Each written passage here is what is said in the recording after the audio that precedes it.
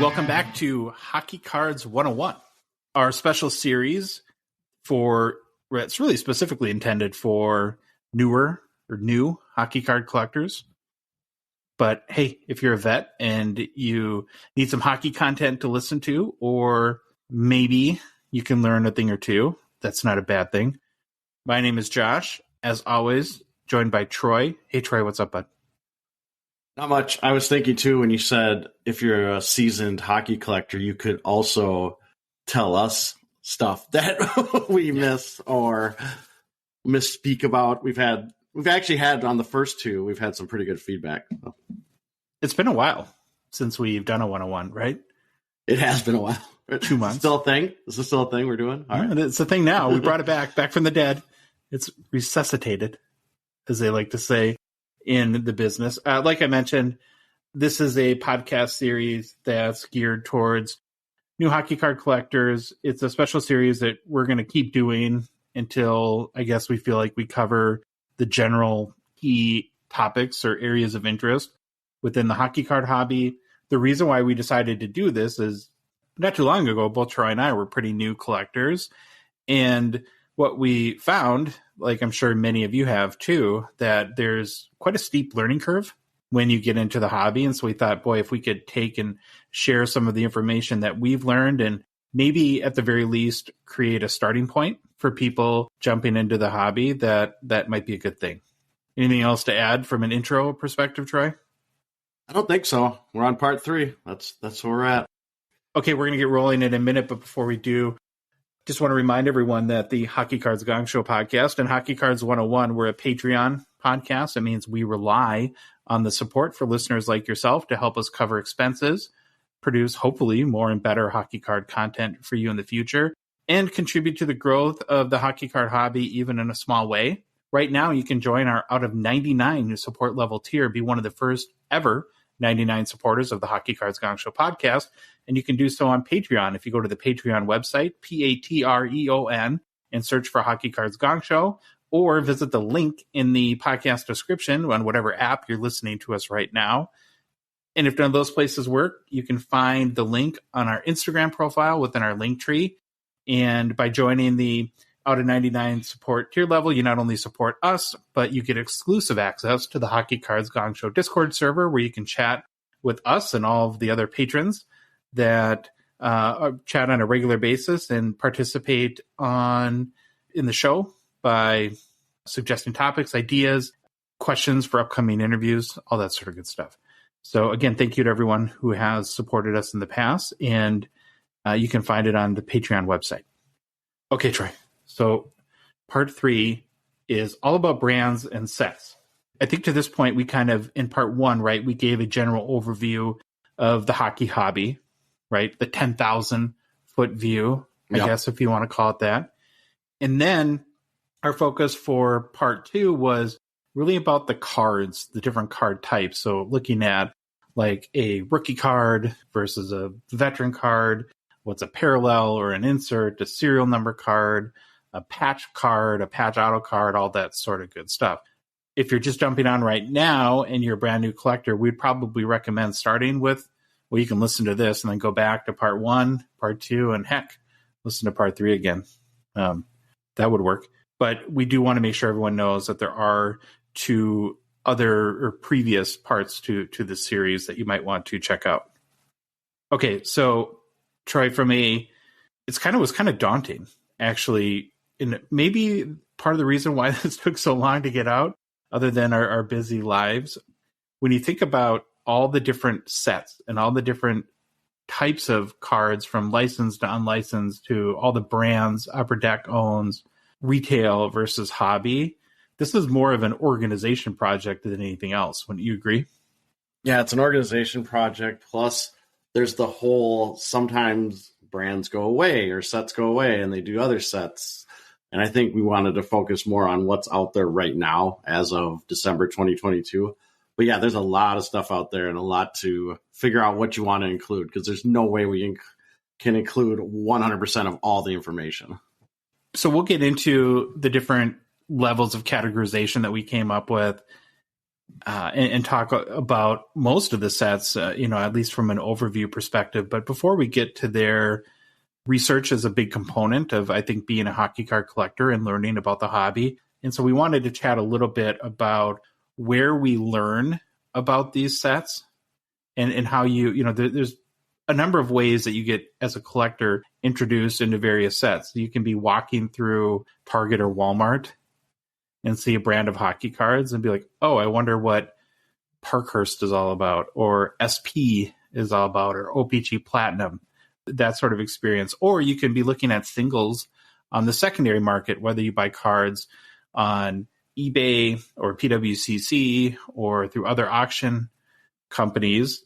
That's a way that we get introduced to cards. And probably the third way, where a lot of people now especially, is through social media. So for instance, if you look on Instagram, there's tons and tons of hockey card collectors that tend to post pictures of their favorite cards or to show off their personal collections. And that's a way to get introduced into various cards. And so from a research perspective, we wanted to give you guys sort of where we start when trying to look into or learn about sets. And probably the primary tool we use are what do you call them, like the checklist sites? So like these would be like Beckett.com or Cardboard Connection. Yeah, because you think we'll get into who the producer of this, but the major producer of the licensed stuff is Upper Deck. You think that is where you would go for the checklist, but no. There's been a shift, and I think Upper Deck now relies on these checklist site, or I don't know, sports cards sites that give an overall general view of the hobby, but they also print all the checklists when they're released. And there's two major ones, or three major ones, I guess.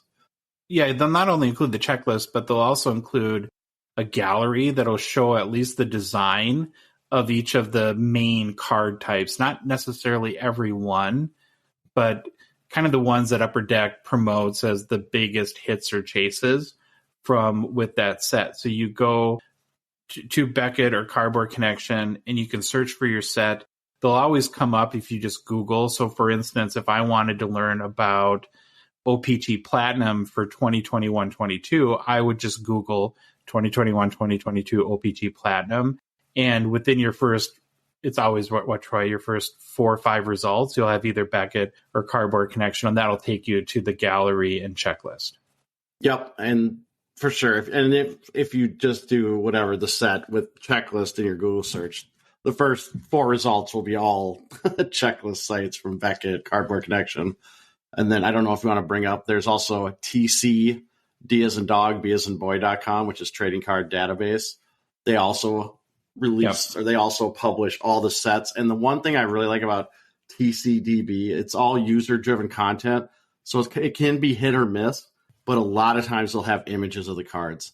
And you can, when there's 50 parallels of something, and sometimes the parallel name doesn't make sense, you can go to TCDB, and sometimes you can find an actual picture of what that parallel looks like.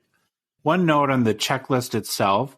So the checklist is every card in that set along with the card number, and they usually break it down by whether it's part of the base cards of that set or the rookie cards, or by parallel or inserts. Is you won't find that checklist until about a week or two before that set is released. So if you wanted to, and as Troy mentioned, we're recording this in December of 2022. If you wanted to get information on the upcoming, I'll use the example I've used already a few times, OPG Platinum, and you search right now for 2021-2022 OPG Platinum, which has not been released yet, what you'll see is that gallery and the basic configuration. So here's the types of cards in the set. Here's the odds of pulling one of those from a pack or a box, and a couple of key pictures, but you won't have that complete checklist. So if you do search for brand and you don't see every card in the set, it means that it hasn't been released, or it's not within a week or so of that card's release. And so I think that's a big thing that we get from these checklist sites, are an idea what the cards are going to look like, what types of cards, what maybe the new inserts will be, because Upper Deck does make changes every year with every set. A big one is the odds. So if there's a particular card you're interested in and you want to get an idea of maybe how big of a chase it's going to be, Some inserts are in one of every 4, 5, or 6 packs. Other inserts are in one of every 50,000 packs for maybe really rare or exclusive ones. Yeah, you bring up a good point too. If you see a number when you look up the checklist or the kind of the overview, it might say 1:500. Those are usually pack odds. So 1 out of every 500 packs will have whatever you're looking at, whatever parallel or whatever it is. The other, I think, primary research category would be, and this is more from an investment probably perspective, but if you're interested in a set and you want to have some sort of idea of what these cards or what the best cards are typically worth on the secondary market, that's where you would use tools to comp what you'll commonly refer to as, just like comping your house, right? Find comparable sales for the cards that you're interested in. And for tools like that, you can use eBay sales history, 130 point. We use Card Ladder quite a bit, and they're a partner and sponsor. And if you're interested, Card Ladder, what makes them, I guess the big advantage for them is that their sales history goes back typically a lot further than eBay's or 130 point does. eBay, their standard sales history goes back, I believe it's 90 days. Same thing with 130 point. eBay does have in their selling feature a year look back tool called TerraPeak, but Card Ladder goes back almost 15, 20 years. So if you want to look at like an ultimate collection and see what the sales history was for a particular card for an Ovechkin rookie or Crosby rookie starting in 2005, you can get that information from Card Ladder. And as I mentioned, the link to sign up for them is in the show description. But I don't know, I unless you can think of anything else, Troy, I think that basically covers, from a research perspective, really being able to understand what types of cards are in the set, what the configuration is, ultimately the checklist, and then using comping tools like Card Ladder or eBay or 130 point. Yeah, I'll mention too, we talked about it when you go to Beckett or Cardboard Connection, they show the gallery and a little overview if the whole checklist isn't out. They typically get that information from what is called a sell sheet. And a lot of times if you go to internet retailers like Dave & Adams, Steel City, Clouts and Chara, if the product is not out, if it's a pre-sale, they will have a link or they will show that you can see what that sell sheet shows. So you can see it. They're usually 5 to 6 page documents, go through the cool cards, kind of give a little bit of overview of some of the pack odds, what's included in a hobby box or a case. So that's another tool you can use going to the internet retailers to see what they're showing for the sell sheet if you can't find it on some other platform. I'm pretty sure that's what Beckett and Cardboard Connection use. I'm almost positive it is. Of their set configuration gallery. So that is, to your point, I guess, getting down closer to the source. The next thing that I think we should cover as we're talking about, how to figure out what sets I want to buy is, when are they released? And unfortunately, this is not as straightforward as one might think, because there is no, whether it be a month, 2 months, 6 months, a year schedule where when all these sets are going to come out. And there's a whole host of reasons why, from part of, I guess, only Upper Deck knows, who, the majority of the sets we're going to talk about, to there's been supply chain issues and pandemic issues that have resulted in a lot of ways. So if there's a particular set that you're interested in, and I'll go back to my OPG Platinum example, well, first of all, there's no way to know exactly when it's coming out. What you can do is go to the online retailers that Troy just mentioned. So go to a Dave & Adams, Steel City, Blowout if you're in the US, or maybe like a Clouts and Chara if you're in Canada. And then all those sites will have a release schedule.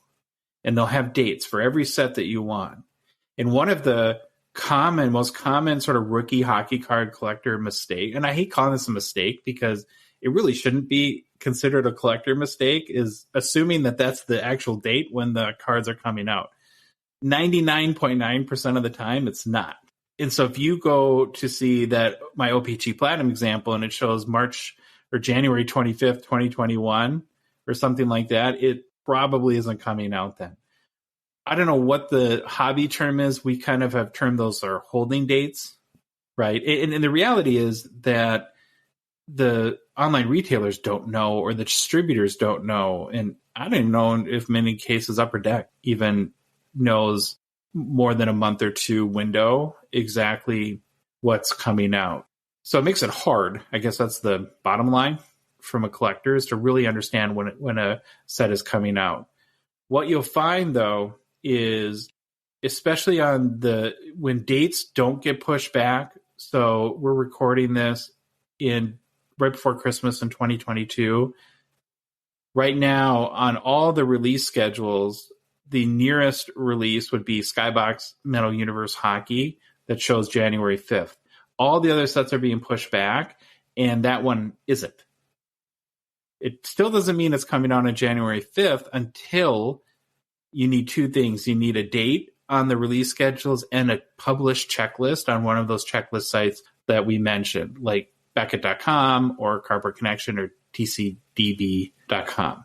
And that is the case at the time we're recording with Skybox Metal. So now with a published checklist and dates that are consistent through all the online retailers being January 5th, there's no absolutes. It could be delayed a day or two, but at this point that a set like this is coming out, if not on that date, within a day or two difference. And that's one of the only ways to know. And Troy, that took us a long time to figure out. Yeah, we did a lot of research trying to figure out dates. We would watch breaks. We would hear people talk about what the release calendar was, and then stuff wouldn't come out. And we're like, there has to be some clear-cut way to figure this out. And once you realize it's the checklist being published, that kind of starts it all, right? Obviously, the sell sheet gets released a while before this, but once that checklist comes out, you're pretty good. You're within a week or two of the set being released to retail or card shops.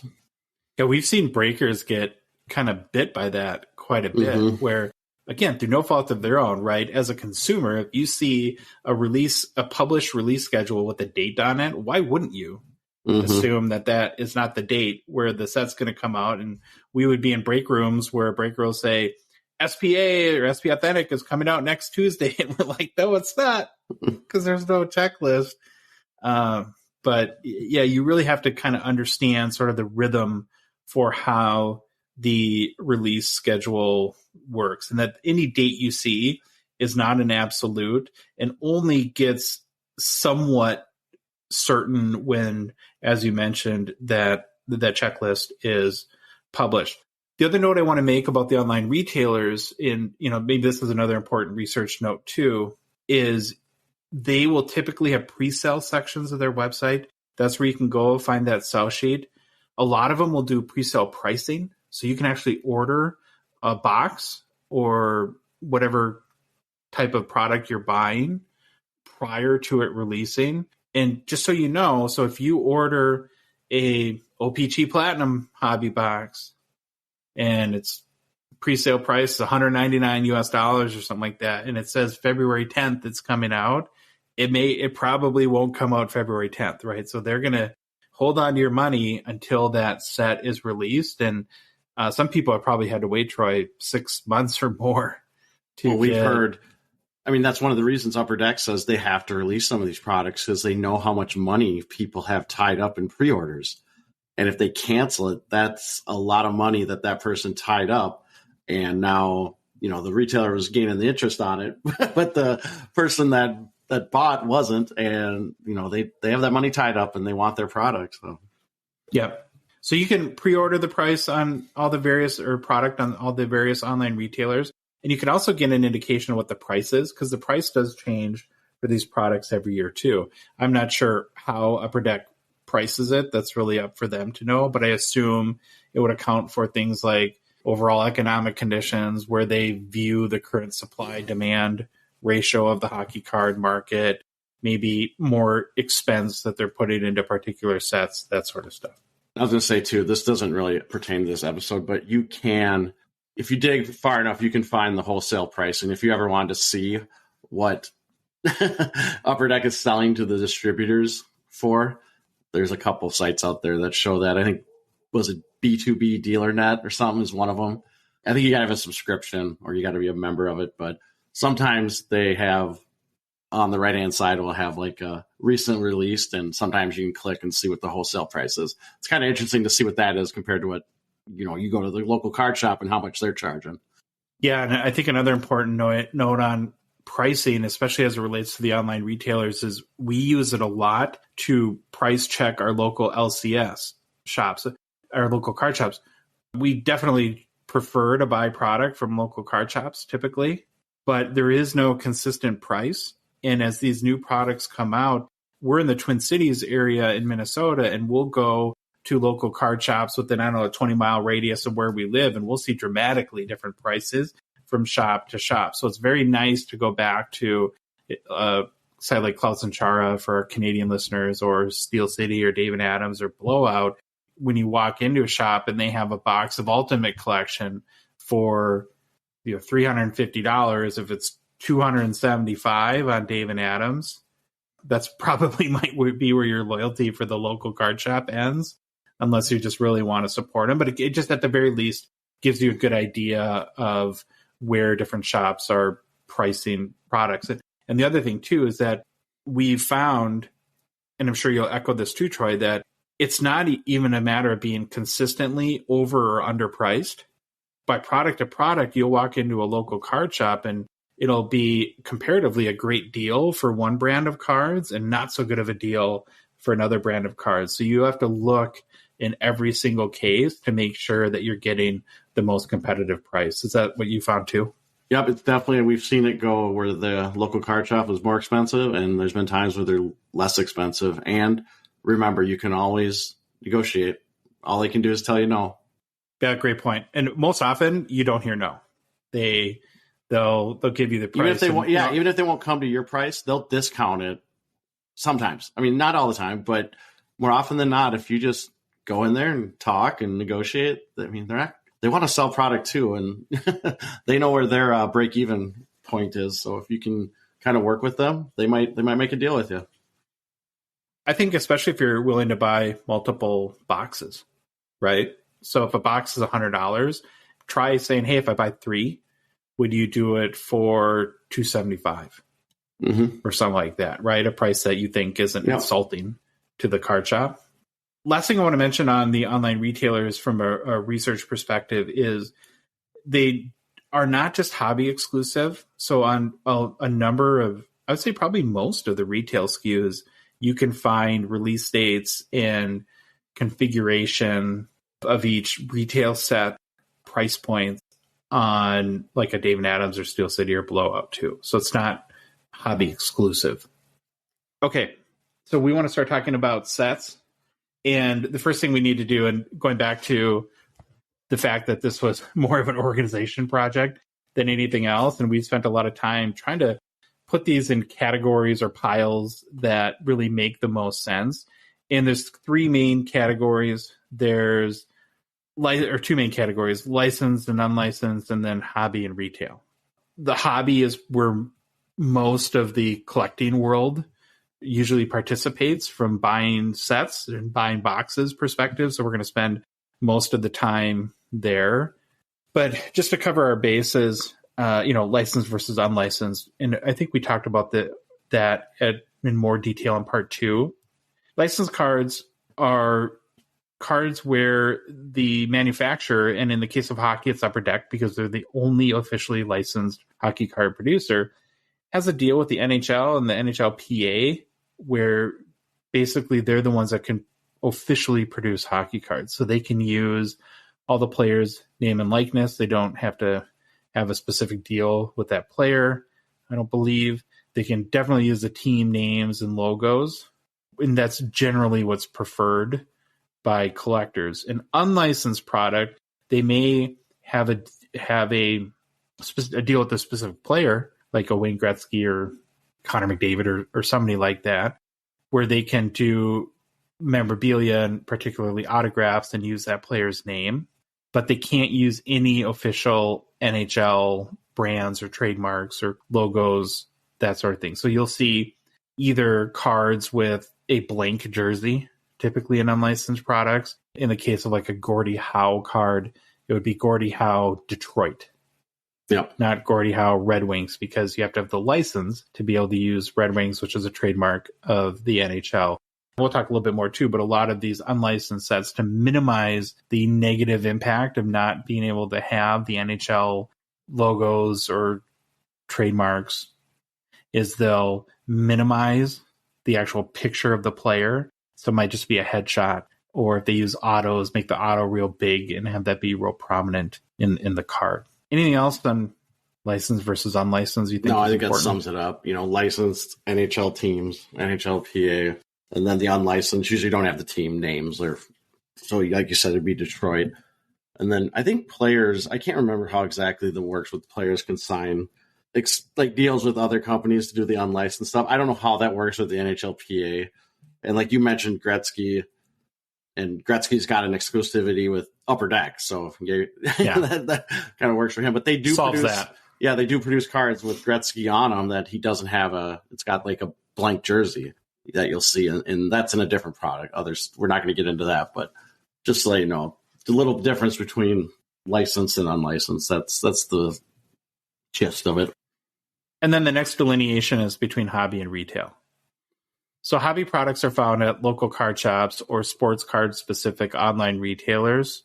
They'll typically be a little bit more expensive than retail, but they'll also have better hits, better pack odds for chases and inserts, and cards that you can't get in retail product, right? So they're a little more intended not for the casual sports card buyer that may be, or the kid who's walking through an end cap at a big retail store, but more for hobby enthusiasts. And I would assume by card manufacturers to help provide a competitive advantage to a local card shop, right? Where you can get better cards by buying the hobby product that's not available at a Target, a Walmart, or a big grocery chain, or wherever you see retail cards typically.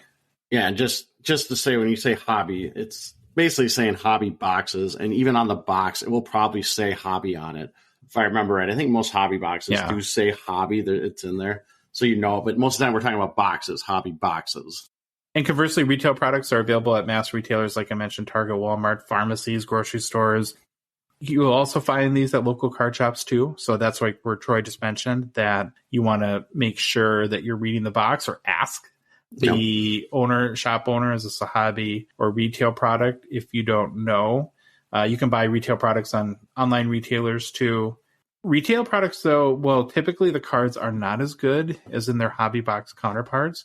They will include retail-specific chases, so certain parallels or numbered cards or even new card inserts that are not available in hobby. You see this probably most often within the Upper Deck flagship products, which we'll get into a little bit, where they have mega boxes that are specific to Target and Walmart that have little insert packs that are bonus packs within the box that have specific cards that Upper Deck manufactures for that retailer, probably given the volume of cards that they're able to sell. So to give you a little bit of an extra chase there. It's not always the case, though, Troy, that huge hits are excluded from retail products. So in many cases, you can get some of the real big hits that you typically associate within a hobby box. But in most of those cases, though, the pack odds are way worse in retail. So you might have like an insert that is very sought after or chased by collectors that could have a 1 in 400 pack odds in a hobby box and a 1 in 3,000 pack odds in a retail box for that same card. And then I'm going to mention this too. If you ever want to see on those checklist sites, if you go to there, they'll usually have a breakdown too of what pack odds are or what specific cards are included in retail and which ones are included in hobby. They usually have a breakdown. If there's a hobby and a retail counterpart to a product or a set, they should have that pack odds. They should have what parallels, inserts, etc. are specific to each one. Now, if you're a veteran collector and you're talking to yourself right now and saying, what about ePack? We know about ePack. So ePack is the online e-commerce platform where you can buy packs and digitally open them, even though they're technically physical cards. That's run by Upper Deck. We'll reference that a little bit in this episode, but frankly, ePack is its own beast and merits its own. It will be a specific episode within the Hockey Cards 101 series. So, but we do want to acknowledge that, yes, that is a place you can get cards. There are some retail or EPAC specific chases and achievements because of how it works, and that there's the online component to it. And you open your packs online, you can trade digitally with other people. There's some unique characteristics to EPAC that we'll largely gloss over in this episode, but just know there will be an EPAC specific Hockey Cards 101. Okay, so let's start finally digging into some sets, Troy.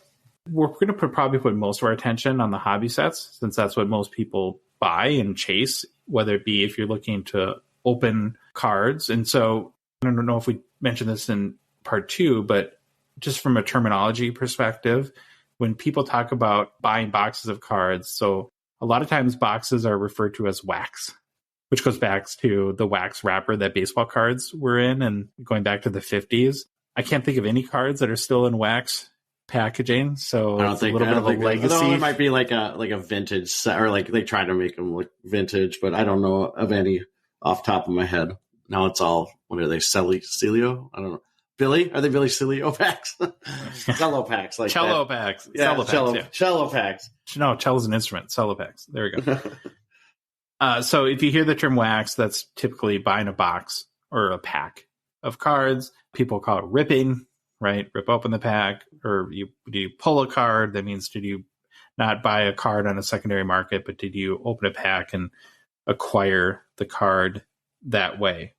As we looked at, there's a lot of hobby releases, particularly with Upper Deck. And so what Troy and I thought would be best to do is kind of organize them into 3, I suppose 4 technically, because one set's in its own tier, but primarily 3 different tiers. And those are entry level, mid tier, and high end. Kind of the main sort of determinant of tier is price point, which is just an indirect identifier as to the typical types of cards that you can find in these sets, right? The more expensive sets will have typically the more valuable cards.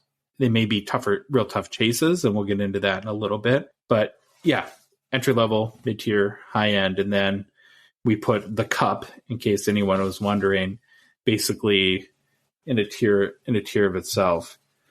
When we talk about pricing and tiers, we are using the most recent price data. Maybe not the price the box was released at, and prices do change from year to year basis. So if a box of Allure was $150 last year, it might be $130 this year, $170 the next year, right? So price is a little bit fluid, and it does change, and that's why you have to refer back to these online retailers to price comp essentially each box. Last thing before we really dig into the sets. I think we mentioned this already, but these sets are big. In some cases, a set can have 4,000 to 5,000 different cards. I'm not sure what the limit of podcast time is, but if we went through a detailed overview of every set, right, Troy, it could be a 3,000-hour podcast episode, so we're going to avoid that. Our goal is to give a general overview, and if you're a new collector, hopefully maybe there's a couple of these sets that might pique your interest based on some of their most prominent characteristics, and then you'll go and do your own research and do a deep dive into a particular set. There may be things for the more knowledgeable collectors about these sets that we do leave out. And definitely let us know if you think that we left out something critical. But like I said, there's so much information about each set, it's impossible to cover everything. All right, Troy, you want to maybe start with entry level, and we'll go a little bit back and forth here, kind of what sets we grouped in, and we'll go through each of them and talk about the key characteristics, I guess. For sure. So entry level. So we said this is where the hobby box cost approximately less than or equal to $150 US. Give us a little. Can I make a point on that real quick too? Is that comparatively to other sports, hockey is very inexpensive. Now, I know it sounds weird to say $150 for a box of cards is, of course, not inexpensive in of itself. But if you were a basketball, football, or baseball collector, there's almost no sets are this inexpensive. Yeah, for a hobby box, for sure. So that is one key advantage of being a hockey card collector, is at least today, the cost of entry is relatively small compared to the other sports.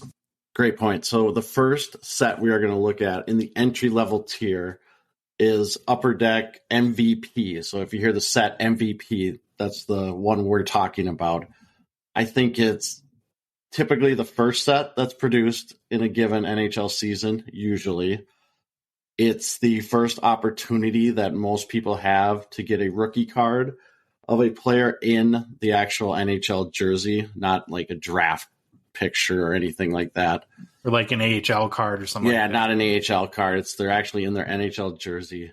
Overall, this MVP set, you're not going to score a $10,000 card. There's not a lot of big hobby value in the set. It is actually really good for an introduction to cards for kids and for new people into the hobby that are looking to see what hockey cards are about and to get a fairly cheap set. I think MVP is actually a really good product to get cheap. And just if you want to open cards, it's one that you can do. You can do it with your family. You can do it with the kids. It does have some hits. It has short prints. It has parallels. It has inserts. It does have this Ice Battles cards, which I know a lot of people aren't very fond of, but it has like a game on the back. It's got like stats, and you can do like pack wars with it. So I think that's kind of interesting. It kind of gives it, if you have a kid wanting to get into cards or hockey cards, you can kind of compare that to Pokemon. It's not as detailed or anything like that. It's just an interesting thing that Upper Deck's done. They do have autos. They're extremely rare in the MVP set. I think they're 1 in every 400 hobby packs, and they do have some cool retail exclusive parallels as well. I've said I like it for a kid's perspective. If you're like me as a hobby collector, I'm not a huge fan. When I got back into the hobby with my kids, we bought MVP. I remember buying MVP at Target because it was there, and it was really cool. I do like the color and contour cards, though. I think those are pretty neat. Yeah, that's the one sort of numbered insert that they have. And while MVP does have a hobby configuration, it is probably safe to say it's more of a retail product than hobby, I would assume. And as you mentioned, I think the biggest thing that makes it notable is it's the really first opportunity to get the rookie that you want to collect in an NHL jersey. And the card that's of any sort of measure of value is usually the silver script rookie. It's a parallel of the base card, I believe. And the value of these, though, goes down pretty considerably once Upper Deck Series 1 comes out. And the Young Guns for that player, because that is largely preferred over a silver script. So if you want to do like a quick flip as an investor, you can buy into MVP, but you got to sell it right away because once the Young Guns come out, the desire for those cards goes way down. Yeah, and the silver script, there's actually in the retail version, there's actually a gold script parallel that's only included in the retail version. So that's kind of neat. And when we say script, it's I don't know what you want to call it, a computer generated. It's a facsimile. It's not a real autograph. It's just the player's signature with facsimile. There we go. Yeah. I can't even say that word. It's not even a player name, and I can't say it right. Okay, we'll move on to Upper Deck Hockey. A lot of times you'll hear this referred to as flagship, where it's really the core hockey set of any that are produced. I'm assuming it has to be the most produced. It has the most recognizable hockey card within it, the Young Guns rookie card. It's in both retail and hobby. It's pretty prominent in both. Whereas MVP, we could say, well, this is probably more of a retail leaning product. A lot of Upper Deck Series 1 or Series 2 or Extended is sold both hobby and in retail. Yeah, I was going to say a good thing I think we need to say this at the beginning. When we say this is the Upper Deck flagship, you're going to hear this as, I know it's later in our notes, you're going to hear this as Upper Deck Series 1 or Upper Deck Series 2 or Upper Deck Extended Series. That's what these three kind of, variations of this flagship product are called, but just wanted to put that in the beginning. What's interesting about the three different releases is it's still the same. Aside from the year that it comes out, It's the same set. So, and let's just jump ahead because I think it's good to cover this here. It comes out in 3 different editions. That's probably the best word to put it. So Series 1 is first, and that is typically in the early fall. That, this year, again, these schedules are moving targets as the products are released. But it came out, what I thought was really perfect timing, about a month after the season began. And then you'll have Series 2, which is in spring, early summer, probably closer to spring ideally, mid-spring. And then Extended really at the end of August, right? Gearing up towards the next season. What this allows Upper Deck to do is get all the rookies from that given year into products, because a rookie that maybe was drafted in June in the NHL entry draft won't start the season with the team, but could be a call-up in January or February, and where Upper Deck might want to include them in their Young Guns series for that specific edition. So the year that the product comes out, it will be Extended, or Series 1, Series 2, and then Extended. And then going forward, so 3 years from now, all the 2022 products will just be 2022 Upper Deck. Mm-hmm. What's really important to know is that if there's a particular player, like a great example, we're in Minnesota, if you wanted to open some products to chase a Kirill Kaprizov Young Guns, you can't just go buy any box of 2020 Upper Deck, whether it be hobby or retail. You have to go to one of those checklist sites or look up what series was Kirill Kaprizov in 2020 Upper Deck, and you would find he's in Series 2.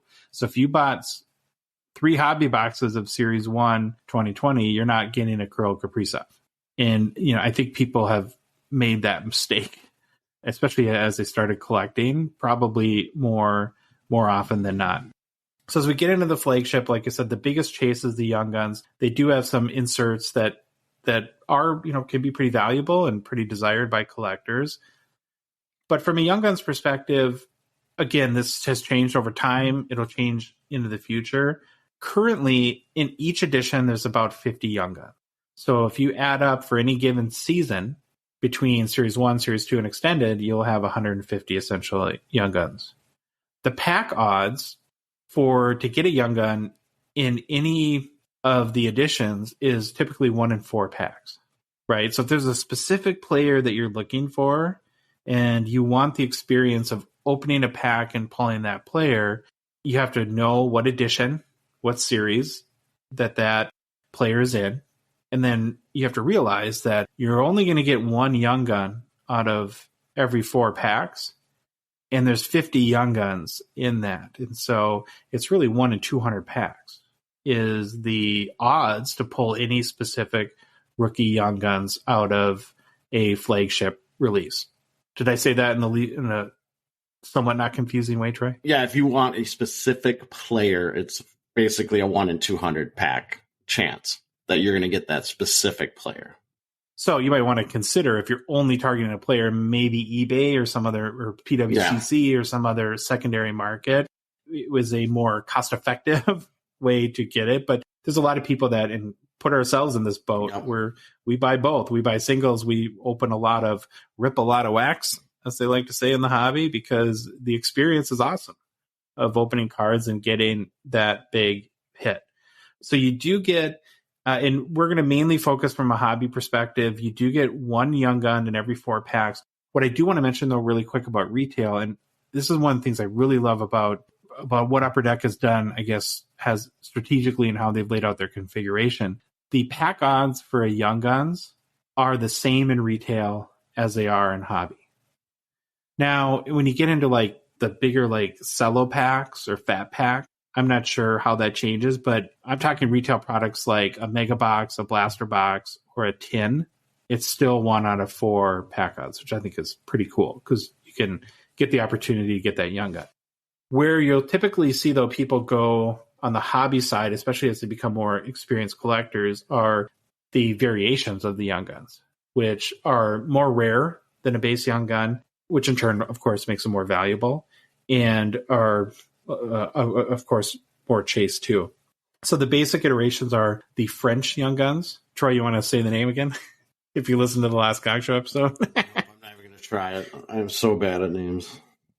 There is a French variation that is a little bit more rare, of course, than the base. Then there's a clear cut, which is an acetate card or has a see-through component to it. From there, there's an exclusives, which is numbered out of 100. The next one is, and I feel like that it took me a while to even know that this card existed. It's not talked about a lot. It's very, very rare. It's probably in the SSP, super short print category, but it's the clear cut exclusives. Mm-hmm. Did you have recognition, or were you aware of this card for the first while that you were a collector? No, I don't. No, I wasn't aware of it, and then we kind of heard about it. And I think we might have talked about him with Tony from Upper Deck when we had him on. I can't remember though. I remember us talking with some guest about it, and I don't know who it was, but yeah, those I've never pulled one, but I would love to. They look cool. And then finally, there's the high gloss, which is out of 10, right? And we talked about this. I don't know if we talked about it in part 2, but maybe on the regular Gong Show podcast episodes, where the Young Guns is kind of a really good balance between accessibility, but yet not in every pack either. Mm-hmm. So it's a little bit of a chase. Like, again, if you're targeting a specific player, it's 1 out of 200 packs. But Upper Deck also produces tons and tons of packs. So if you want a Cole Caulfield Young Guns or an Alex Newhook or Matty Beniers or something like that, you're not going to have to break the bank necessarily to get one. Some will be worth more than others, but they are generally pretty accessible. So these parallels provide more of that exclusive chase, and you get into ultimately the high gloss. So if you have a high gloss Connor McDavid 2015 Young Gun in your collection, you have a small fortune on your hands at that point, where his base Young Guns is much more common. Any inserts that you think that you want to mention that Upper Deck's been kind of recycling a lot of the inserts too, which I think is a good thing. Yep. Keeping them fresh, but some that are more common that you'll see are like portraits or dazzlers, which are kind of cool cards. Canvas. And so canvas. Yeah, the canvas Young Guns. That is a parallel of the Young Guns that I forgot to include. Those are pretty sought after. So it'd probably go in order of rarity: the base Young Guns, then canvas, French, clear cut exclusives, and high gloss. There might be less than 10 clear cut exclusives. I'm not sure the exact print run of those. Anything else on flagship? No, just we do know EPAC has their own exclusive Young Gun stuff, like Speckled Rainbow, but we're not going to get into that here. That's for the EPAC episode. Yeah, and those are more achievement based. Like you have to combine and collect a bunch, and you get like foil, Speckled Rainbow, all that stuff. We'll talk about that later. All right, Troy, you want to tackle OPG? All right, OPG. This is one of the legacy brands in hockey cards. Has a lot of heritage. A lot of collectors remember OPG fondly. So if you're new to the hobby, you hear OPG, it's a good topic to breach with collectors, seasoned collectors, because a lot of them do like OPG. The current iteration of OPG, it's a paper product. It's a really fun rip, especially in the hobby boxes. There are a lot of hits. I can't remember what it's per pack. You get 1 or maybe even 2 like parallels or inserts. They're just really fun. There's a lot of different variations and stuff in there. And some of them can be worth some money. You're not going to get rich on this stuff, but some of them are worth a few $1,000s. It's very rare that will ever happen, but it's good for a really cheap product. I mean, a box of these right now for the most current iteration is what? They were at $59, $49 US recently, I think. So it's one of those really cool product, lots of stuff in it, lots of paper, with a good chance of hitting some nice inserts and parallels. It is kind of ironic that if you go back to especially the 70s and 80s, that the most valuable cards are OPG. And so if that was your frame of reference for hockey cards, you might assume that, OPG must be a high-level brand. And there's the platinum version, which we'll talk about in a little bit. But at its base version, it's probably just seen just above MVP if you had to do a consensus of collectors. I totally agree with you.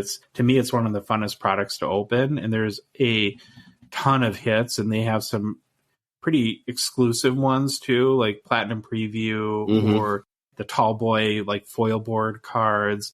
They have like 4D hits that can be worth $600, $700, $800, and even some of the low number platinum ones on a real hot rookie can be in the few thousands. But like you said, Troy, you're spot on. You're not going to get rich opening up OPC. But if I was going to recommend like a gift for a kid that's reasonably priced, this would probably be one of my top recommendations. For sure. And if you compare it to MVP, right, similar price point, I would open up OPC paper, as we'll call it, all day long over MVP.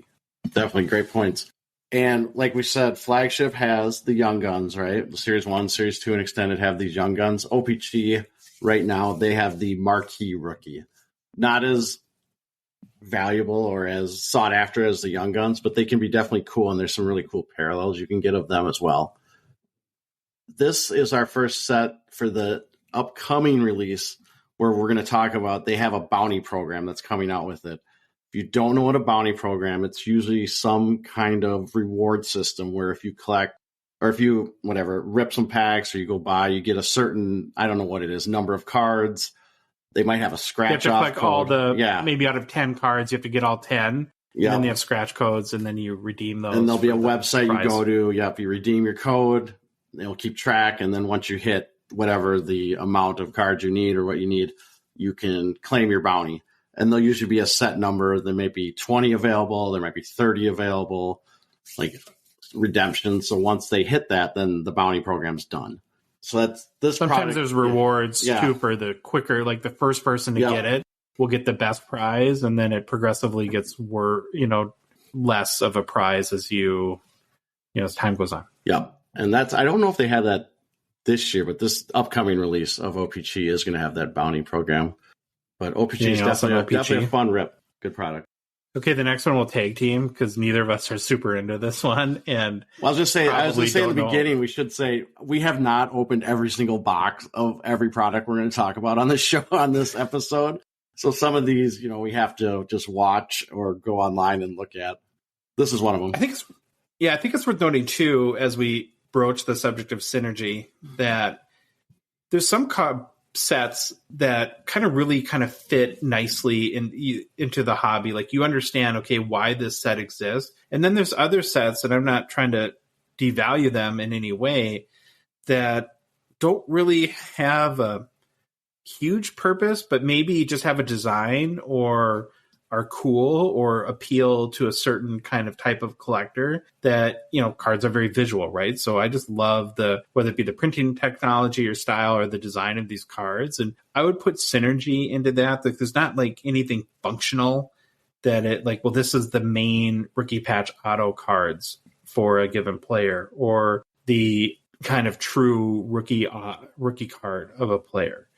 Right. And I would say synergy is a little bit more futuristic design. Typically, it has lots of parallels and numbered cards, a lot of high numbered. Right. So in some sets, the numbered cards will start at 99 and get progressively lower from there as their parallels. In synergy, you can get more high numbered rookie cards. Right. So, scarcity always drives value. And so I think that attracts some people to them.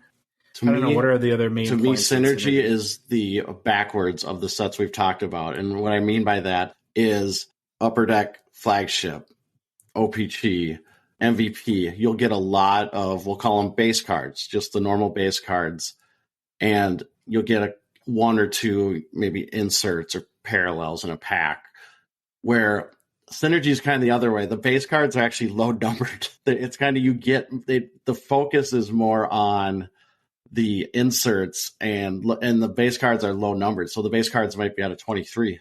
And I think actually in the last release they were numbered out of 23, the base cards were.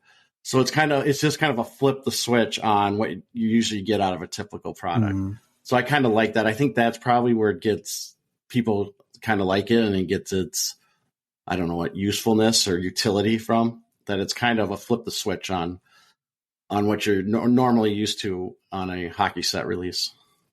Yeah, we'll move on quick to the next one's artifacts. Now you, just from a personal preference standpoint, are more probably of an artifacts fan than I am. And I put artifacts really, it's a little bit more like jersey swatch driven. even more so than Pat. You'll see a lot of dual jerseys within that. So, and then with auto combinations, but Artifacts just kind of has its own sort of like unique, kind of like Indiana Jones sort of themed designed, right? The only other thing that I would mention is that one of the things that makes Artifacts really unique is their bounty program is called Aurum or Aurum. Yep.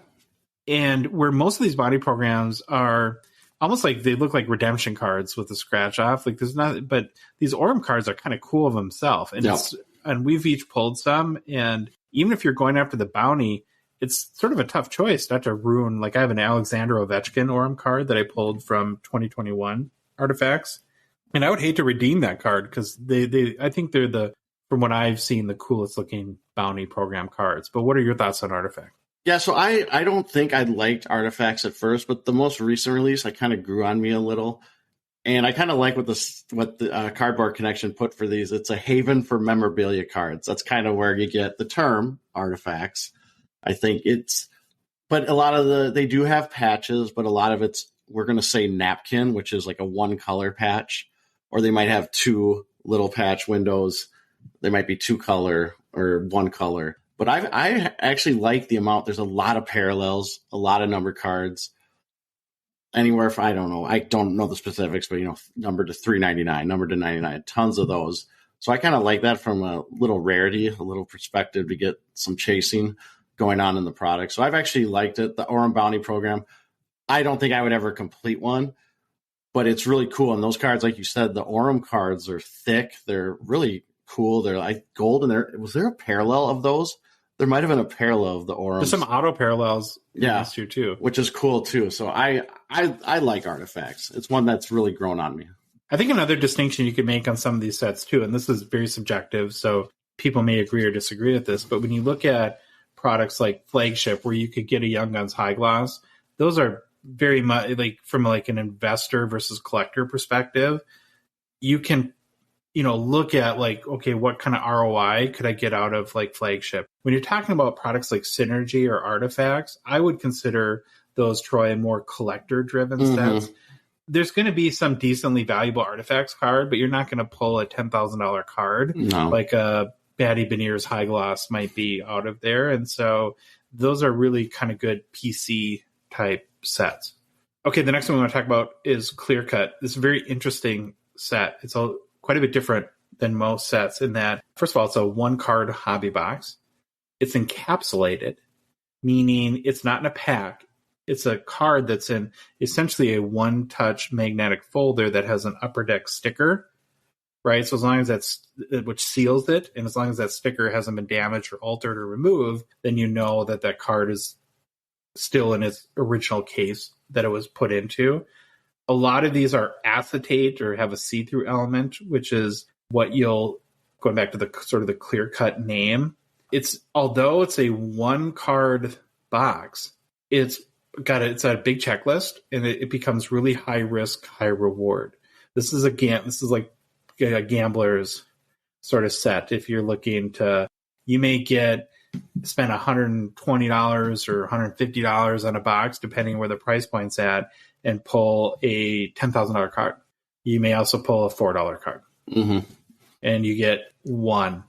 I don't know. I'm going to get your thoughts on this, Troy, but the notable cards that I put are kind of the blue ink and red ink autos for UD Canvas. The red ink ones are to the jersey number of the player. So if it's Cale Makar, it'd be out of 8. If it's Connor McDavid, it's out of 97.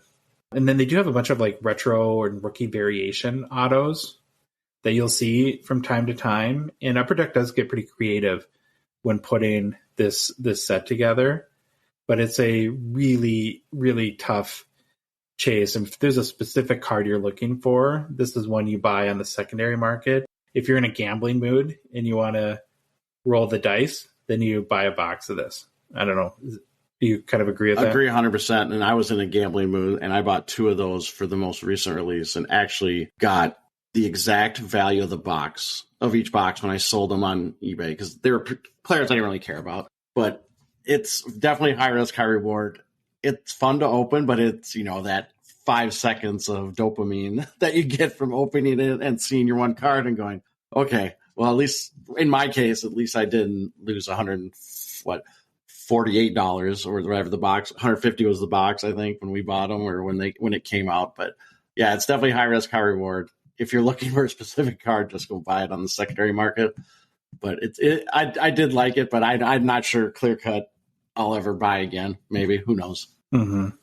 Credentials would be the next one. Not a lot to talk about this from my perspective, other than if you collect other sports like basketball or football and are familiar with Panini's product Contenders, where you'll have the rookie ticket cards and rookie ticket autos. How do we say this diplomatically, Troy? Credentials has those cards. They're called debut ticket access. They're very close in proximity. Do we know which one came out first? I have no idea. No. I wonder if if they ripped off Upper Deck or somebody ripped off somebody. Not ripped off. We'll say borrow. You want to borrow from borrowed. And I don't know. Sometimes I think like Upper Deck is copying something or borrowing, and then I'll do more research and realize that no, wait, Upper Deck actually came out with that first, or we'll get told, or someone will message us. And I think the one of those is a long time ago. We talked about like kabooms and stuff, and how Upper Deck had kind of a comparable card, and they do have that Fanimation. And one of the people that works at Upper Deck let us know that Fanimation actually came out before those. So it's one of those situations. Yeah. So I think that's the main reason why people would buy the set. Of course, they've got inserts and parallels and all those sort of things too. But as far as cards that stand out and would have appeal to maybe a larger collector base, it would be those debut ticket access cards. Okay, the next one is Troy's favorite. It's Upper Deck Ice. Yep. Troy doesn't like this set. And it's mainly the logo you don't like, right? It's so stupid. I really should open a box before I start ripping on it, but I've never liked the logo. It just doesn't, I don't know why it drives me insane. It's stupid. I know. Save your hate mail. I know it's dumb. Or I know my reasoning for not liking it is dumb. But I will say, I did say this on the last pod, the new sell sheet for the new set coming out looks really nice. Here's a die cut insert that looks pretty cool. Yeah. Everything is very ice themed, right? Mm-hmm. So very cold, like players and icebergs. The most notable card from this set is the Ice Premiers. One note that I think is important for everyone to know related to Ice Premiers is the spelling. If you're looking up these cards or comping, it's not the USA English version of Premiers. It's spelled Premieres. These cards can be pretty valuable. I'll give you an example. So if you go back to 2005, the Alexander Ovechkin rookie out of 99 sold for $20,000 US in May of this year. And that card, it's not an auto or a patch. So just a base number card out of 99, that's a lot of money from a hockey perspective. And so it's a little bit under the radar, but I think as you become a more experienced collector, you'll start to understand that these are pretty well sought after. I think the only other note I had on Ice, Troy, is that and a number of other sets do this too, is they'll actually, going on to like a Cardboard Connection or Beckett, you'll see that they break their rookies down into tiers, and will have a different amount, especially of numbered parallels for those rookies. As an example, on Ice, the top rookies, so in 2021, like a Cole Caulfield, a Trevor Zegras, might be out of 99, where the top level tier might be out of 1,299. Meaning the top tier would be the least desirable rookies. So typically the cards I get, and Troy usually gets the better I usually get the bangers. I get the bangers. Yeah, that's how our life works. There's a mix of autos from rookies and vets and some patch cards too. Like I think the most notable card in Ice is the Premier's rookie cards. They do come in patch autos too, not just autos or numbered parallels. Okay, the next set is Allure. And again, we're still in sort of the entry-level sets. This is probably the biggest grouping. Allure you hear a lot of people say that they are Upper Deck's version of Prism. They have that like chrome or chromium design. Is that how you describe it, Troy? Yeah, that's how I've always looked at Allure. Like they always come out of the pack, they're kind of rounded because of the chrome on them. I think it's a mixed bag of how the hobby views Allure. Some people really like them. Some people don't like the brand. I don't know what really stands out. There's a lot of different color variations, a lot of parallels. There's a good number of autos. Yeah, I don't know what else you would say about Allure. It was kind of the first hobby product that we really got into in hockey. Yeah, it's actually. the one. So it's a soft spot in my heart for it. Yeah, that, and it's one of those that I know just so many parallels of the cards, and they have retail exclusive parallels. I think Target gets the red, or I can't remember if it was the leopard print or whatever, the leopard parallel, and Walmart gets its own parallels. But yeah, each card has a ton of different parallels on it. That's what I remember it from. And yeah, it was definitely one of the first sets I really got into. I got a lot of autographed cards from that set. One thing that they're doing in the next release, which is 2021-22, and it is not out, at least at the time we're recording, and I don't remember, maybe Upper Deck has done this, but they're doing essentially what they're calling color-connected parallels. So a lot of people will chase rainbow, and what that means is for a specific player in a specific set, getting all the different parallel variations that are typically mainly designated by color or serial number.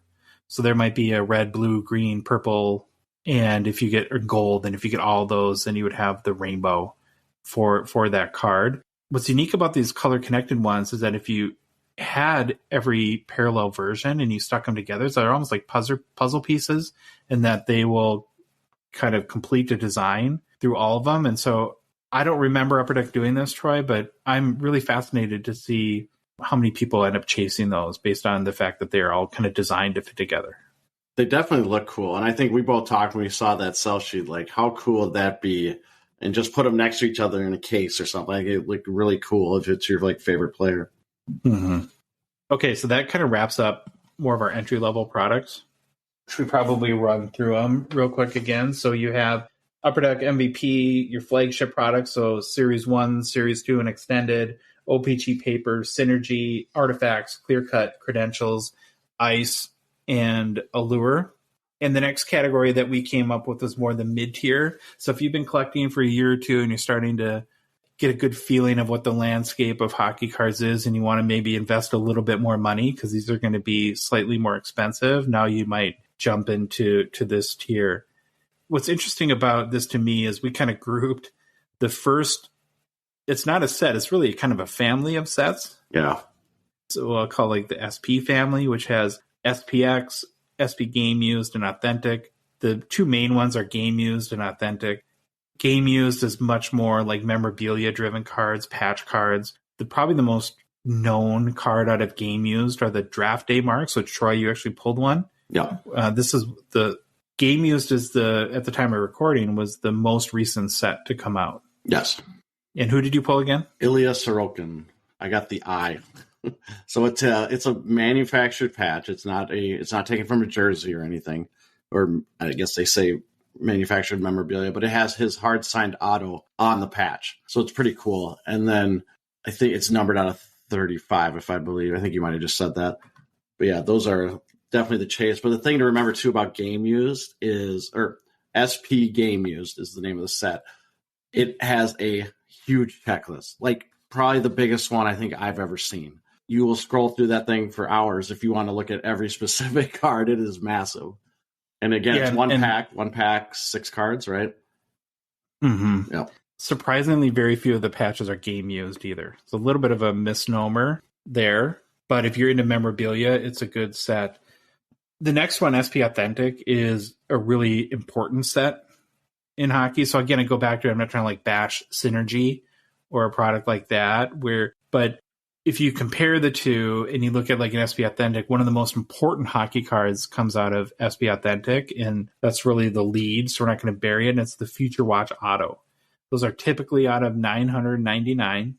So pretty high serial number, but given that Young Guns are not autographed unless included in some sort of buyback set or insert into Clear Cut or something like that, it's really seen as the true kind of rookie auto in hockey card.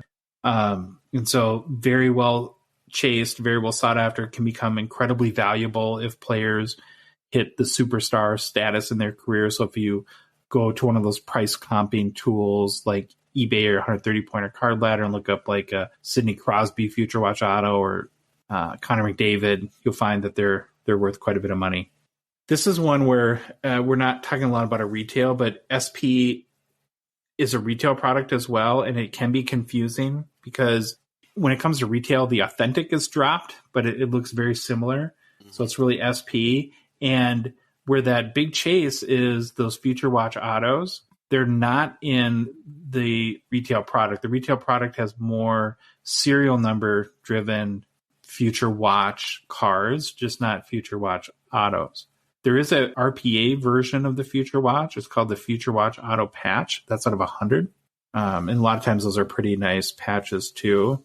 I think the other note that I have, Troy, on SP Authentic is it's a little bit of a one-trick pony kind of set where you have that huge, incredibly important card in the Future Watch Auto. And then there are some other auto inserts like Sign of the Times. And if you get like multiple player Sign of the Times, it can be valuable, or other kind of vet-driven auto cards. But mainly your box comes down to the value in your box of what type of Future Watch Auto you hit. Agree 100%. We've seen this product ripped a lot. And it definitely comes down to what the Future Watch Auto usually is in your box. So if you're trying to do it from a value perspective, what it comes down to, I would say the inserts aren't that exciting, the ones I've seen. So that's how it goes with SP Authentic. It knows what it is. And before you buy it, know that going in, what the big chase is in that product. Okay, I'll let you take the next one in our mid-tier level, because this one is actually before you get there, we should mention SPX, right? We said it's in the family. There's of the SP family, there's SP Game Used and SP Authentic. And there's also a product called SPX. We don't know. I don't think it's probably the one I know the fewest or the least about. It's one I've never opened. I know it's just from reading the sell sheet. It's more like, I want to say it's like the future, what a future card could look like, or technology driven. That's kind of where you get the X in the SP. I know some of the bigger cards. It has autographs. It has memorabilia. It has those shadow box cards, which if you've ever seen look really, really cool. And it does have some memorabilia stuff. I would say if this is one you're interested in, or you just want to look at it, go do a little bit of research on it. It's definitely a cool set. It's just one we don't know that much about at all. Okay, now we'll get into your jam. Stature. The Stature was my jam. I really, really liked Stature. The last release of it. It has I like how you put old time meets modern design. I think I like that. It definitely does. It has a steampunk kind of vibe to it. If you know what steampunk is, gears, like, I don't know, sharp angles, right angles, a lot of that. I called it steampunk. But yet old manor kind of vibe to it too, right? Yeah, and I always called it the steampunk set. It was definitely one of my favorites of the most recent releases, and I do like what they're doing in 21-22, this next Stature release. I don't want to really date this that much, but they're moving a little bit away from the steampunk, but it still looks really cool. A lot of right angles and all that. It has lots of autos, lots of rookies. There's vets, there's legends. There's fair amount of numbered parallels. The autos are hard signed, which we haven't really talked about. Sometimes when we say autos in a product, they might be a sticker auto, which means there's a sticker that the player signed, and then the sticker with the autograph is placed on the card. Hard signed is where they actually sign the card themselves, with pen onto the card, and they sign it. Stature, at least the most recently released, was all hard signed autos, and you got one per box, if I remember right. And sometimes you got two when they kind of messed. I don't know if they messed up, but it was. Well, those were update cards. Yeah, that's right. Updates you would get two if you got an update. And right, I mean, the base is there's 100 vets / legends, and then there's 100 rookies in your 200 card set. I just really like Stature. I thought they were sweet looking cards. They had that gloss to them. I don't know. Would you say they're like OPC Platinum? Was it a chrome, or I don't know what? It was more of a gloss or really cool, a foil. It's more foil than chrome. And the other thing that I think is most notable about Stature is if you're into a little bit more off the beaten path, like legend or retired player autos, Stature is your jam. Yeah, I forgot to say that. That was my jam. I bought a lot of vet auto or legend autos in Stature, people that are retired. I don't know why. I really liked Stature. I really liked how the cards look. It's a great way to introduce new people to the history of the game because it probably is the most legend-driven product that we've definitely seen in the past year. It's another one of these, it's like, 6-7 card boxes. So it's going to come down to who the hits are to really determine your value. Okay, the next one in our mid-tier is OPG Platinum. So this is the upgraded version of OPG. This has a little more of the prism or chromium design, where if you say, well, okay, Allure is like Panini Prism, then I would put Platinum more in like Topps Chrome, right? It's more of a Chrome card. Very popular set, very highly collected, not a big memorabilia set. So there are autos, but you're not going to typically find like jersey or patches in OPG Platinum. It's really about the parallels and specifically the numbered parallels. So, and they have their own names and brands for their parallels, which I think kind of helps to make them unique. So in other sets, you might have, well, the blue parallel is out of 50 and the red parallel is out of 25. They'll go ahead and you'll have names like Sunset or Red Prism or Seismic Gold, Orange Checkers, Emerald Surge, or the 101 Golden Treasures. So it kind of gives them that own uniqueness to the parallel. Just to give you guys an example, so in the soon-to-be-released 2021 version of OPG Platinum, there's 12 total parallels for every card. 6 of them are numbered, 6 of them are not. And then in the retail SKUs, you'll find some retail-specific parallels too. The big ones I've kind of mentioned, like Seismic Gold out of 50, are very well sought after and if really easy to sell and can get pretty valuable. And then obviously the 101 Golden Treasures, the Emerald Surge ones are pretty popular as well. Just a fun product to open. Not as many cards it's about 4 cards per pack. So where you get, like in Flagship, a box of 24 packs with 8 cards per pack, you're going to get less total cards, but it's typically 3 base and a hit when you open up a box of Platinum Hobby. And the biggest chases are going to be hobby specific. Does that cover it, do you think? Well, do you want to mention now that the worst box you've ever opened in your lifetime was OPG Platinum? That was 2019. The prices have come down way since then. I think we paid like, what, $225 for that? It wasn't worth, like, I think the big hit was a Mark Scheifele retro. Don't let that sway your opinion, listeners. But OPG Platinum is they are cool. It's a fun rip. Just know, like everything, it's always a gamble what you're going to get. Okay, next one's a pretty big one too, and it's Skybox Metal Universe Hockey. One note that's interesting about this is Upper Deck is making this Skybox Metal for other genres and not just hockey card, even to entertainment like Marvel cards. And primarily it's because of the popularity of one specific card in Skybox Metal, which even if you're new to collecting, you might have heard of. It's either called the PMG, or which stands for Precious Metal Gems. So again, as an example, what is it, Troy? Like 4 or 5 months ago, like Marvel PMGs went on a crazy run where the values were quadrupling in a matter of weeks. And these are parallels of base cards that you'll find within the Skybox Metal Universe set. It's mainly, like I said, known for its PMGs. Now, what's important to really understand about PMGs is that it's structured a little bit differently than almost every other serial numbered card that you'll find in hockey. And so when there's, as an example, in the upcoming set, there's only 100 PMGs, but there's 3 different parallels or versions of them. There's a 1 of 1 gold, an out of 10 green, and an out of 100 red. But where you normally, in a normal set, that would mean that there's actually 111 total PMGs. No, there's only 100. So serial number 1 is the gold parallel. Serial numbers 2 through 10 are the green parallels. And then serial numbers 11 out of 100 are the red parallels. I think that that's something for a new collector that is a little bit hard to grasp at first. It took us a while. Other than the PMGs, there are a couple other big inserts within Skybox Metal that are pretty known and collected and chased. Those would be like the Jambalaya or Platinum Portraits. Anything else that we should talk about? Oh, I did forget about PMGs and just Skybox Metal in general. is that these are very like foil based and textured card, and they're typically not in great condition. Yep.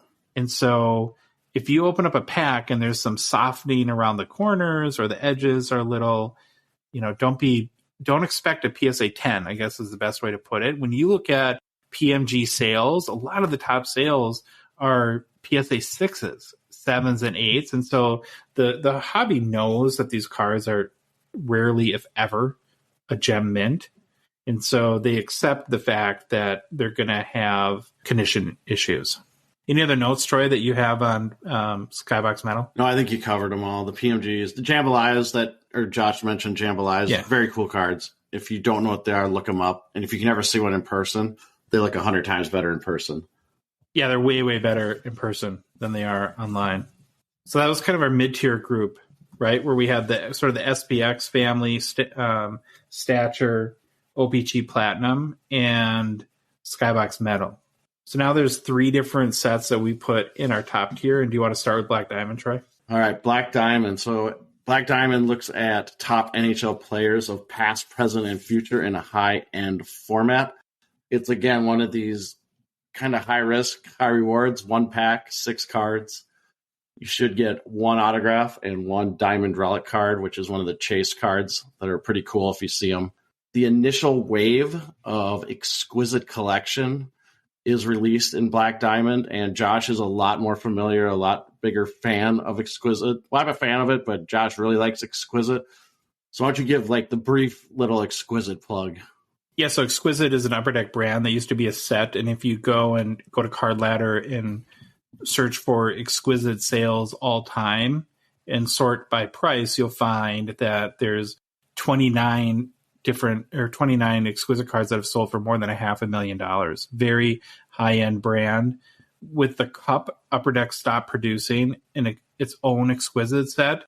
And so starting with Black Diamond, they'll start to intermingle as inserts Exquisite cards that are very much desired and tend to have value into Black Diamond. So it's sort of the entry level of Exquisite there. Yeah, and they're very cool. Exquisites are cool looking.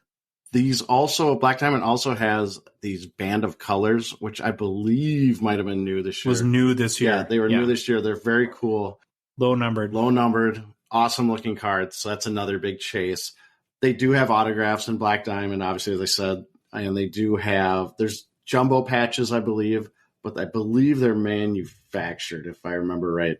A lot of thicker cards. Yep, thick cards. You open that, you get that, you open that pack, which I don't think we didn't open any, did we? We just watched them a lot be opened. But yeah, they're very thick cards, very cool. There's, rookie gems that have autographs. So very, very cool looking cards in Black Diamond. Definitely high end. Definitely high end or top tier. The next set that we'll look at is Premier. And this is, other than the Cup, is probably the most expensive hobby box you can get. Actually, up until this year, it was more minimalist and kind of like very clean design. And the design's a little more intricate now. What they really kind of market with Premier is sort of premium memorabilia and auto-driven cards. And so this is where you get your kind of nice patch autos, have game-used patches, multicolored patches, low-numbered autos. What's interesting, though, to me about Premier, Troy, is that even though it's one of the most expensive boxes beyond the Cup, I don't know from a secondary market or long-term value perspective, it hasn't caught on or hasn't really, found its like foothold of this, like doesn't have that Ice Premiers type level card. So I'll give you an example. I looked up earlier today, the highest selling Premier card ever is a 2015 Connor McDavid Ricky Patch Auto out of 99 that sold for $10,800.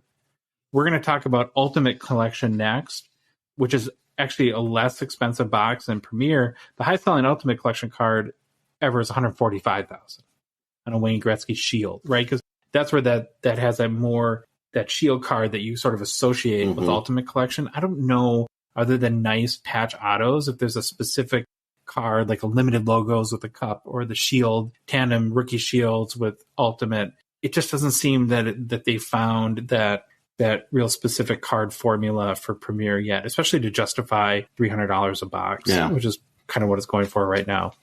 I don't know. What's your thoughts on Premier? Yeah, I like Premier. Like you said, I would love it to hear from someone like a seasoned collector if we missed what they think is kind of its, I don't know, benchmark card or what it's known for. But yeah, I do like the cards. It's just one I've never opened. It's never been in kind of my price range to buy a box of Premier.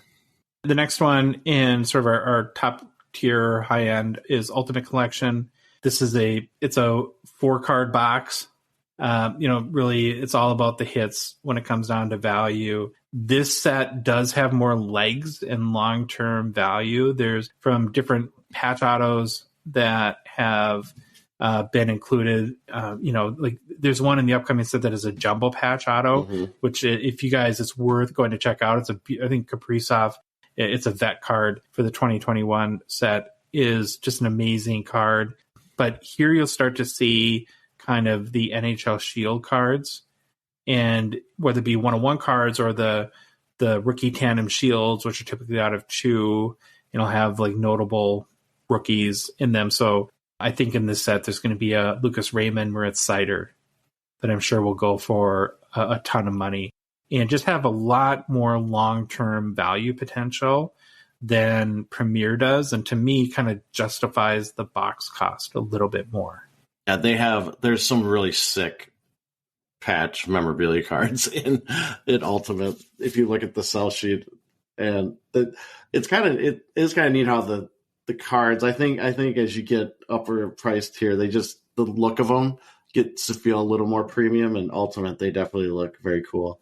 Okay, the last set in hobby, and it's in a tier of itself, and really is deserved, because if you think about it, it doesn't fit into any of the other tiers, even on price point alone. So we're talking about the Cup, of course, and I call this the APEC tier. Not sure if that's a good name or not, but going back to Upper Deck Premier, which is about $300 a box right now, the Cup is about $1,200 a box, so 4x. It's sort of nearest competitor from a price point perspective, and this is the highest of the high end of hockey cards that Upper Deck makes. So it'll have the best exquisite inserts that we talked about. It has some of the most iconic cards in hockey, limited logos. The base rookie patch auto is sort of the true or most desired rookie patch auto. And depending on the rookie, it's a little bit tiered like other products. So it could be as low as out of a 99 or out of 249. I think Tage Thompson, who just emerged this year, going back to 2017, the Cup, his is out of 249, where Connor McDavid had tons of hype out of the gate, his is out of 99. So those are a couple of examples.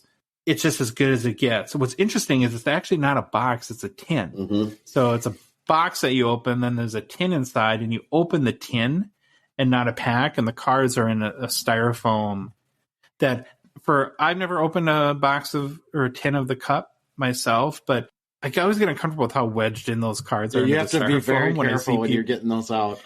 Yeah, I think I'd be terrified. But the other thing too is this is where you'll see the booklets. Yeah, a lot like monumental patches are. We just had on the Gong Show podcast a mega collector named Les Edwards. He's Leslie Snipes 187 is his Instagram handle. Go look at his Instagram page and look at all the monumental booklets he has, which will have like the oil drop from the Edmonton Oilers jersey or just crazy patches. It's just the best cards that Upper Deck makes. Yeah, it's like if I had unlimited amount of money, I would just buy cases of the Cup and I'd open those all day.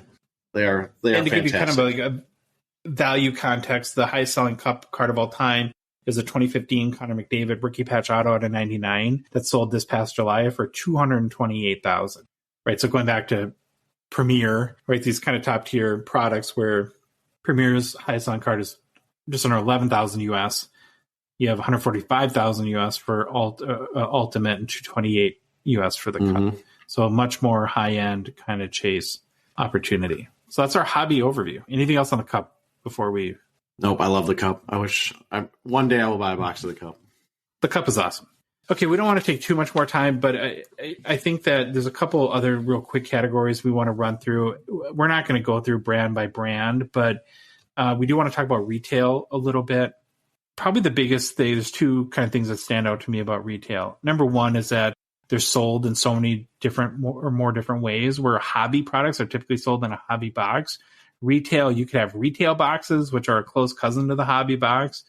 just don't have lower pack odds and don't include some of the hobby specific chases. Or a lot of times those are sold in Target and Walmart as single packs.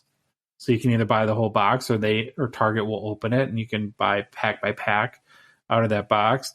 There's the mega boxes, which you'll see at retailers, tins, blaster boxes, fat packs, or cellos. You can buy sets. So like MVP is one that I think of. Mm-hmm.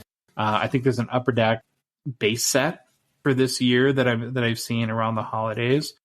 So there's just a lot of different price points and ways to buy it.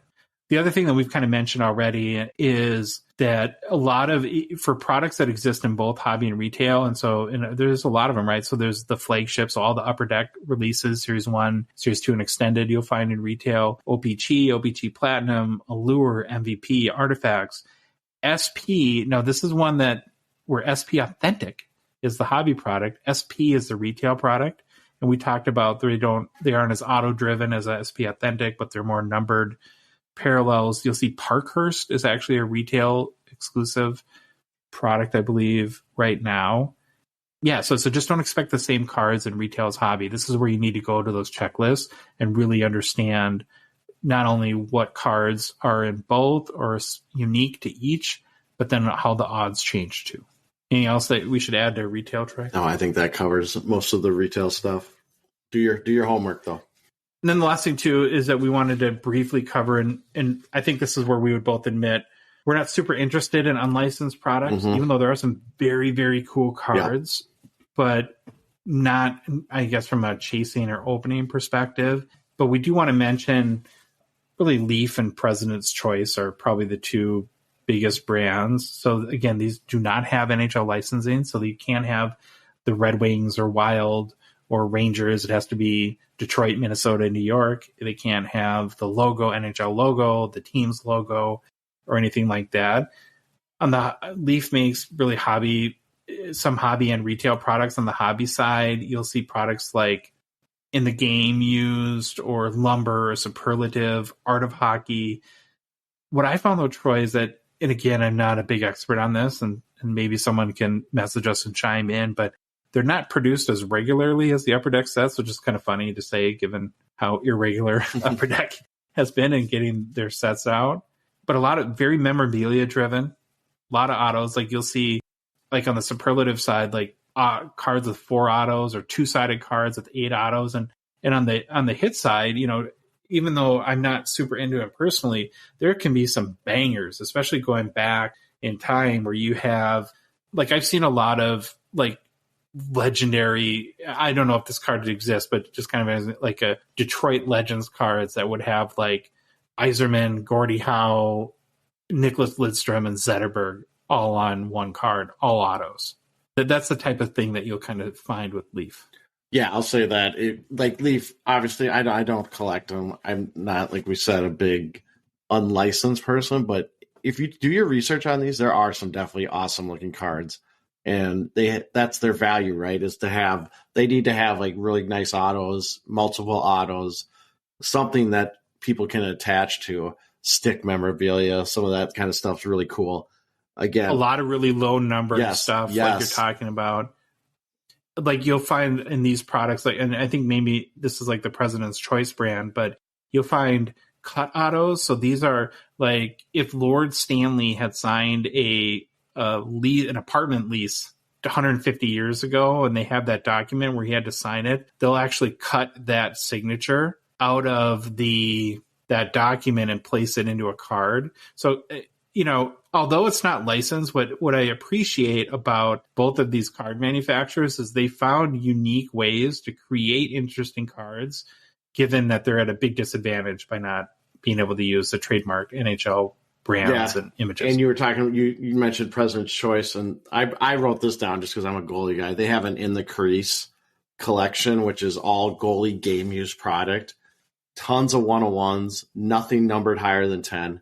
So that's pretty cool if you're, looking for that rarity and don't really care if it's licensed or not. That may be an option. And then Leaf also has the Art of Hockey sets, which I think are pretty cool. I just wish they were licensed, but they look really cool, all, hand drawn. They look really nice. Mm-hmm. Pro set. It's almost Pro 2 set. hours. We got to mention Pro set. Pro set. Pro set is retail version of Leaf. I'd probably stay away. Yeah, Pro set now. Pro set in the past they had licensing, I believe, like, they were a big manufacturer, and now they've come to the point where it's unlicensed stuff. But yeah, we're not a fan. I've never been a fan of Pro set as its current iteration is. So if you're a new collector, hopefully this is a pretty decent overview. It's a lot to get through. We could have spent 2 hours on each of these sets, like as we kind of mentioned a while ago, and done a deep dive. But our goal is just to, I guess, make you dangerous a little bit and kind of help point you in maybe some directions of sets that you might be interested on, but definitely do your own research. Make sure you understand what you're buying. There's a lot of product that gets thrown in front of you, and just because it's a low numbered Connor McDavid, it doesn't mean it's going to have a ton of value down the road. You have to kind of understand sort of where each of these sets fits in that overall hierarchy of kind of collecting.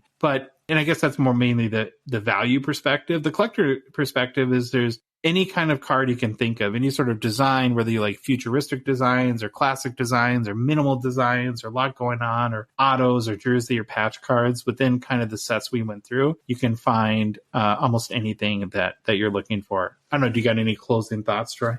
No, I would say, please, we said we're making you dangerous, but please feel free to reach out to us if you do have any questions, any more specific questions on sets.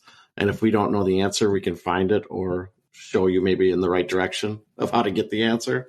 The best place to reach out to us, Troy, is on the Hockey Cards Gongshow Discord server. There you go. You get access to that by supporting us via Patreon. Helps us cover our expenses, of course, and produce more and hopefully better content in the future and grow the hockey hobby even in our own small little way. It's very easy to support us. All you got to do is go to the Patreon website at Patreon and search for Hockey Cards Gongshow. You can join our out of 99 support tier level. It's $5 a month. And by that, you get access to the Hockey Cards Gongshow Discord server, as I mentioned. We do have a section for 101 in there where we have had, we'll have discussions around each episode with our members. But there's also a link to our Patreon in the show description of the podcast app you're listening to us on. Or you can go to our Instagram profile and visit the link via our link tree in there. We're also on social media, so if you are not following us already, just search for Hockey Cards Gongshow on Twitter, Instagram, Facebook, TikTok, YouTube. We're on all those platforms. Hockey Cards 101 and the Hockey Cards Gongshow podcast, Troy, is a trademark and copyright of Dollar Box Ventures LLC. We will look forward to seeing you on part 4, hopefully very soon.